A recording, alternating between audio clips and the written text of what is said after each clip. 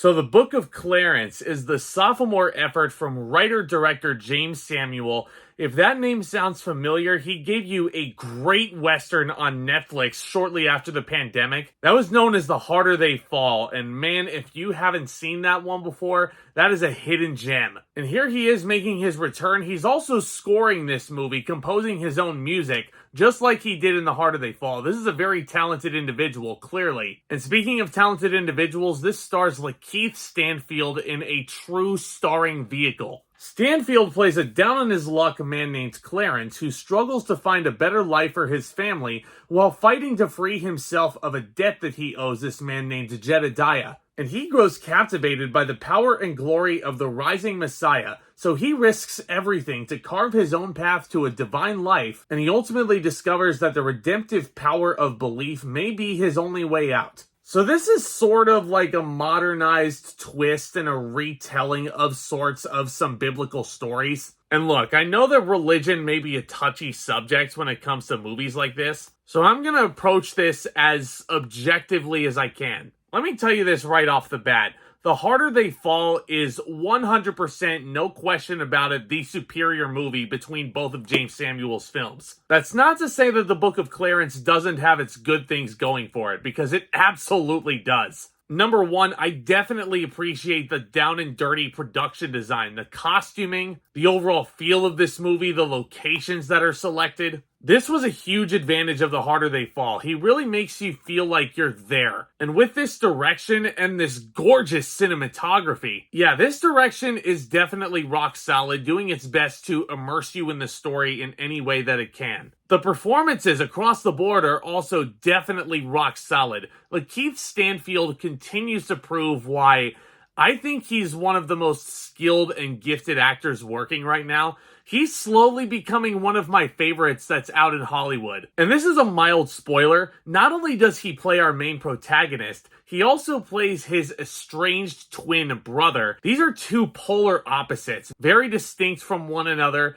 definitely very different ideals and objectives throughout the movie. And Stanfield basically has to juggle both of them. And I think he handles the material with so much finesse. There is just something about how he composes himself in front of the camera that just draws you to him. And he was overall the highlight of this movie. Yeah, there's a lot of famous people in this movie. You have David Oyelowo in a very throwaway role, but it is very funny when you see him. McLaughlin, Lucas from Stranger Things, is in here in almost a nothing role. Very minimal dialogue, but he is very good as well. And goddamn James McAvoy. I'm not sure I want to give away what his character actually is and how he relates to the story, but I had no idea he was in this movie, and he is just so fucking deplorable. He's got a very punchable face in this movie. His whole demeanor, you just want to smack this guy around like nobody's business. And I don't really have much of an issue with the performances or the direction or the editing or what have you, because technically speaking, Book of Clarence is very solid. Tonally speaking, though, this is a very uneven feature film. Now, sure, some of my favorite movies of all time, like Forrest Gump, have a little bit of everything. You have your comedy and you have your dramatic elements in there. A lot of the greatest movies that were ever put to the screen evoke every single human emotion out of you. And it's very apparent that Jeymes Samuel was influenced by the Ten Commandments in terms of how he presents this. The Ten Commandments is widely considered to be one of the greatest films ever made. So it's no secret that Jeymes Samuel is taking these influences and putting his own modern spin on things. And I just don't necessarily know if the contrast between comedy and drama actually worked. Because once you get to the third act and the resolution and everything like that, yeah,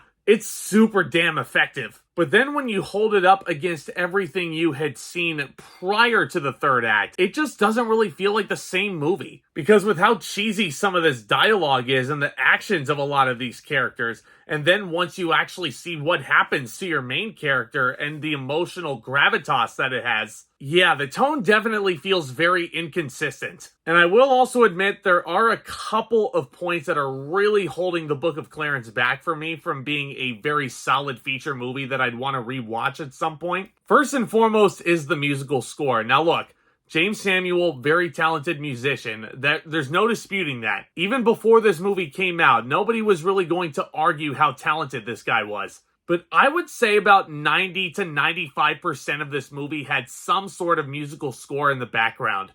And I'm sorry, a good majority of these scenes didn't need it. There was a part of me that almost felt like, oh my god, yeah, look how great of a director I am, but also, yeah, remember how good of a musician I was? It's teetering on the brink of pretentious nature. And I'm definitely rooting for Jeymes Samuel as a filmmaker. I definitely look forward to seeing what he does next. But in terms of his musical score, my advice would be to rein it in a little bit, because it was starting to get annoying after a while. And okay, let's address the religious aspects of this movie. Now, I find it very interesting what Jeymes Samuel was doing in terms of twisting the narrative around a little. But even though the message is there, and if this movie only exists so that this message can actually be there, and at least my interpretation of the message, I think it's actually brilliant what he does in the third act. But the message being thrown in your face at the exact same time as the third act is going down, it kind of feels a little bit preachy if you really think about it. And for a movie that's supposed to kind of flip the script on what a religious themed movie is going to be, the fact that it's kind of preachy is...